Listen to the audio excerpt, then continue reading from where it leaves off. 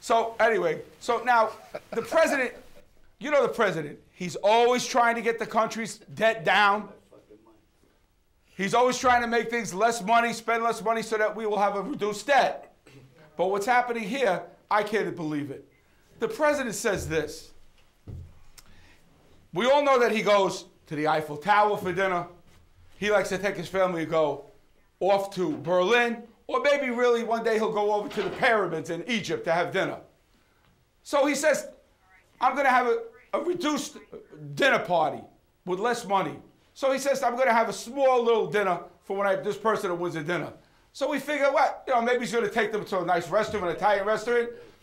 Maybe we'll take them for French food. Do you know what the president's going to take the winner to his dinner? Chuck E. Cheese! Chuck E. Cheese. Do you believe this? I don't understand it. Well, anyway, moving along in the news, there's an article that I was just taken aghast. Did anybody hear about the 44-year-old mother, the hockey mom, that she was sleeping with the son's hockey friends? Wow. 13 and 14 years old, Leo. Oh, Leo, wake up. We're in the middle of a show here, Leo. Guys, Tony, 13 and 14, ladies and gentlemen, 13 and 14-year-old kids. I mean, it's terrible. So when the news reporters questioned her, guys, you running your own show? When the newspapers were questioning this hockey mom, they said, ma'am, can you please tell us one thing we want to know? You know, these Sleazebag, The Star, all these papers. Can you please tell us, did you enjoy having sex with these people? Imagine the audacity to ask a woman a question like that. It's something Leo would ask. Leo, cut it out. Anyway, thank you, Tony. When Frankie comes back, he's going to put him in check. Leo, Frankie will be back soon. All right. So anyway, ladies and gentlemen, just to end this one on the story with this hockey mom, they said to her, ma'am, did you enjoy it with this guy? You know the audacity of the answer she had? She said, that was the worst puck I ever had. And she said, get the puck out of here.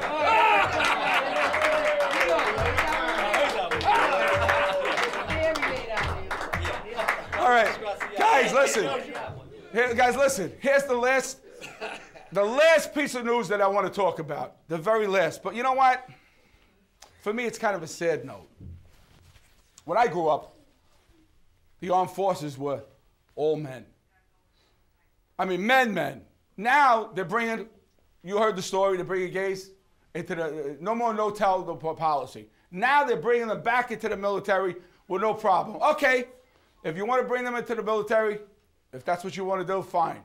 They're going to fight for our country, fine. I have no problem with that.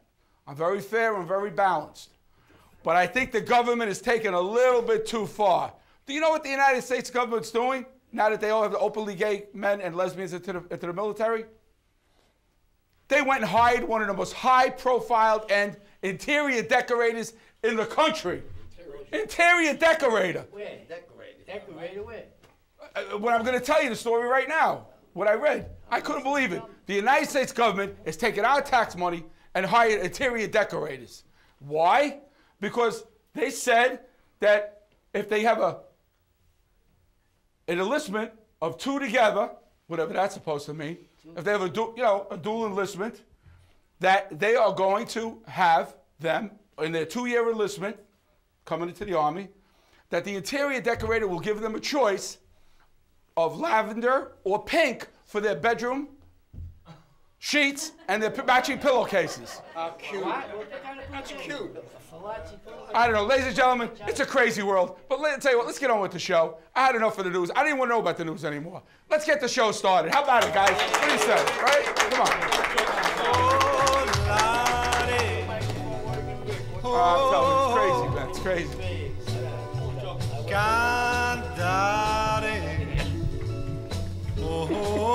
That's what he told him. Let's fly. Okay, guys. Here we go. All right. Tony, is this blocking you in any way? All right, so let's get started, ladies and gentlemen. First of all, I want to just say that tonight we have a really good show. We have a young lady here tonight swallow it. Just a little something to wet my throat. Oh, by the way, before we get started with the show, let me just say this. Why don't we bring in Frankie Canepa back in? Frankie had to step out. Frankie, are you here? Frank, where is he? Oh, here he is. Frankie Canepa, ladies and gentlemen. Oh, you got us. Pleasure, Frankie, let me just say, ladies and gentlemen, can we compliment my commission, my acting troupe, for the job that they just did a little while ago? Was that a beautiful opening shot with that skit? How about a round of applause for them, huh? Come on, let's hear it. Thank you. Okay, so anyway, getting back to the show, ladies and gentlemen, we have a terrific show tonight. We have a beautiful, beautiful guest, a young lady. She is actually, she's trying to break into our field. She's done some things, you know, very nice things as far as acting and whatnot, and some other types of performing arts. She's does writing. She writes poems. She writes songs, and she's very active in the modeling area. She's going to be our first featured guest. We also have another gentleman who's a personal friend of mine. He's a photographer, and we're going to have him on the show. And then finally, we're going to have a gentleman that's sitting with us right now. We're going to elaborate on him a little bit more, but he's also sitting right here. Darren Aquino. Let's hear a round of applause for Darren Aquino. Okay, so guys, what's new?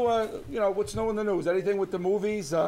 What's playing out there? I heard there's a new movie about a baseball. Leo, Brad Pitt is on the top of the list. He's playing a baseball agent or a scouter. I'm not up to date on that one. Well, I think there's a new movie out. He's #1, Brad Pitt, and it's about baseball. Today's paper. Yeah. Today's paper, just right? Came out. Just came out. And he's doing fabulous. I think he's #1 on the charts right now. Are you aware by any chance about the movie as far as Oh, you're talking about John Johnny Gotti? Travolta? Yeah, I heard that. What's happening with that? Well, it looks good. I think from what I read, it's to go in January. I know we met with the family today, flew in, and he's from Hollywood right to Queens. And always at Long Island. Yeah, Howard Beach. He was Howard at the Howard Beach, Beach. okay. There's the Gotti house. And Really? Yeah. I think they're ready to go. I think the movie's going to be made as said in January. It's all set. But wait, what's going on with that? First they had Lindsay Lohan that was supposed to play Victoria, and then all of a sudden they took her I out. believe so. What happened with that, Well, ladies she's and gentlemen? in Does it. anybody know? He had Might a be two. playing John Jr.'s wife. She's in the movie. But wasn't she supposed had to a- originally play John Gotti's wife? Actually, I think Leo's right. Yeah, she was going to play John the Jr.'s Cleo. wife. They had a 2-hour she meeting. got the- Travolta had a 2-hour meeting with Mrs. Gotti. I heard that Right. John Travolta went to Howard Beach to get the blessings of John Gotti's wife. He did. He had a 2-hour meeting with It's in today's paper. Mrs. Gotti. Were you there, Darren? No, I was unavailable today. Darren, ladies and gentlemen, Darren's in a lot of funny places, a lot of crimes. You never know, he might have been there. Not today. You know, like it said. just for your information, ladies and gentlemen, I know we're going to sit with Darren a little later in the show, but you know, Darren is a very unique guy. He not only is a very good actor and a very good character actor, but he also does a lot of charity work. And he happens to have is it a association, Darren? It's a non-profit A organization. non-profit organization to help the, is it the disabled, the handicapped? Disabled. So, National. what's It's the name of it, national. Darren? It's Advocates for Disabled Americans, Veterans, Police, Firemen, and Families. It's a national A nonprofit. national, and you're the chairman. I'm the chairman, yes. God bless you, Darren. Thank You know, you. we're going to be attending the Columbus Day Parade under the auspices of my friend Darren Aquino here. He invited us. We're going to be doing that, marching in the parade. Is that That's true? right. That's right. We'll Thank be you. doing a lot of the organizing and the structuring of the parade. Good for you, Darren. Do you have a card for that? Because that name is about this long. Yeah, we'll put it on a poster. Nikki's got the poster. Can I write on one of those what do you call On the those float? things? Oh, can I write on a float? You guide the float. The float can't move unless you tell the float, let's go. Wow. You're like that. You're a boss. You know what we could do, Darren? We could film down there Yes. and bring it back on the show. Yes, you can. All right, well, then we'll do that. In fact, I have a friend of mine, Rita, who has an Italian radio station, 90.3, reaches all Italians out here, all over. She's a dear friend. She'll even tape it and record it for us as well. And maybe Nice. one day you get her out there. She's a great friend and a great friend to the organization. She's always promoting me on the radio. Good, very good. Ladies and gentlemen, also, let's move along a little bit to give you an update on Target New York City, right? that's one of the clips that you saw of like a little kind of a trailer we're putting together to try to get some funding, and we're working on that right now with a director by the name of Frank Callow, who's up and coming, and he's going to possibly direct the short or trailer, as per Frank, very shortly. So we have that to look forward to. We want everybody to be aware of that, to look out for that for the Target New York City, because we intend to get this thing on the screen, don't we, guys? Absolutely. We've been working on this for quite a long time. Yes, we have. And we relentlessly will not give up until it's on the screen. You better We've got a hurry. story to tell. You better hurry up. We're getting old.